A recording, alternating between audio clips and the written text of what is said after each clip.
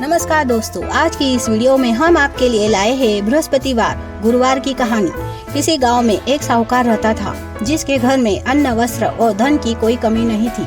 परंतु साहूकारनी बहुत ही कृपण थी, किसी भिक्षार्थी को कुछ नहीं देती, सारे दिन घर के कामकाज में लगी रहती। एक समय एक साधु महात्मा बृहस्पतिवार के दिन उसके द्वार पर आए और भिक्षा की याचना की। साहूकारनी उस समय घर के आंगन को लीप रही थी। इस कारण साधु महाराज से कहने लगी कि महाराज, इस समय तो मैं लीप रही हूँ, आपको कुछ नहीं दे सकती, फिर किसी अवकाश के समय आना। साधु महात्मा खाली हाथ चले गए। कुछ दिन के पश्चात वही साधु महाराज आए, उसी तरह भिक्षा मांगी। साहूकारनी उस समय लड़के को खिला रही थी। कहने लगी, महाराज मैं क्या करूँ, अवकाश नहीं है, इसलिए आपको भिक्षा नहीं दे सकती।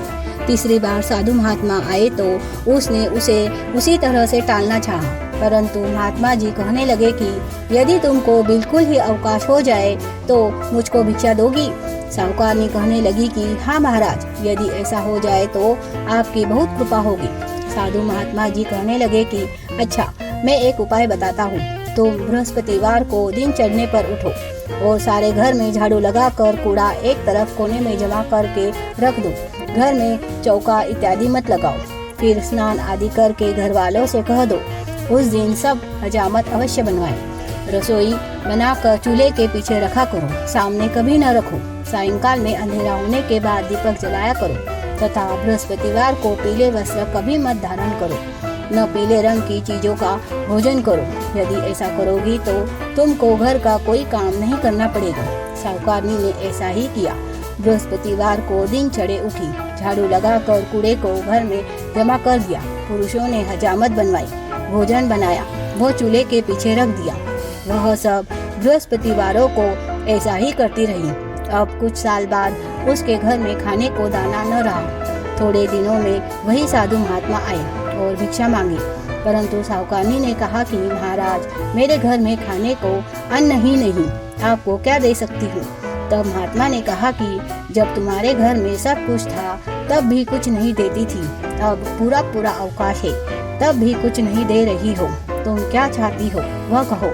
तब साहूकारनी ने हाथ जोड़कर प्रार्थना की, महाराज, अब कोई ऐसा उपाय बताओ कि मेरे पहले जैसा धन धान्य हो जाए। अब मैं प्रतिज्ञा करती हूँ कि आप जैसा कहेंगे वैसा ही करूँगी।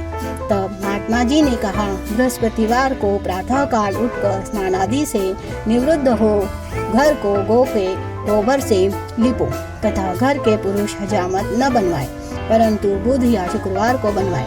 भूखों को अन्न जल देती रहा करो।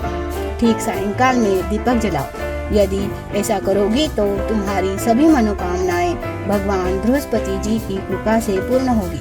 साहूकारनी ने ऐसा ही किया और उसके घर में धन धान्य वैसा ही हो गया जैसा पहले था। इस प्रकार भगवान बृहस्पति की कृपा से वह अनेक प्रकार के सुख भोग कर दीर्घकाल तक जीवित रहे। बोलो भगवान बृहस्पति की जय।